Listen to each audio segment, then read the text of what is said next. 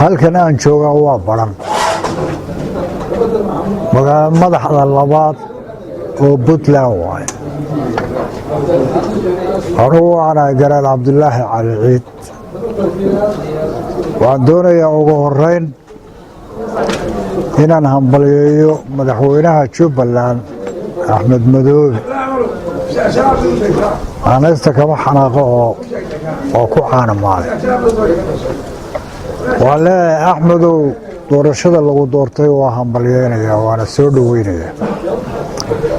dadaal anagu ku fari maayo oo dadaalku waa kii aad meesha ku joogtay haddana waxay la tahay in khibradi kugu kordhay muddadii aad joogtay oo hawsha aad qabanaysid khibradi ku kordhay waxaan leeyahay hala dadaalo hambalyo guulaysto oo taasi waa qodobka ku xiga waxa weeye Cabdirashiid Maxamed Xidig talana saaxa waa garanaya Cabdirashiid oo ku garanaya dariiqa aad maraysay min Nairobi waagii ilaa hadda inaad xildhibaan tahayna waa koogahay khilaaf wax ka xun oo jira ma jiro uma baahna meeshaasi khilaaf waxaan kuuga talinayaa oo naseex ah tanaasul sidaasaa magac iyo maamuus kuugu jiraaye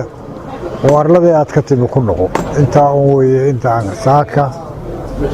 u dalbaday idaacadda waxaan ku darayaa Gurey iyo Maxamed Case tallaabada ay qaadeen waa soo dhaweynayaa waana ku hambalyeynaya waxaan idiin sheegayaa Sayid Maxamed baa gabaygiisa wuxuu ku daray dalka waa idinkaale dowlad maad u noqotaan war dalkiina idinkaale dowlad u noqda inaan ku xooqno oo ku daalaa dhibteeday leedahay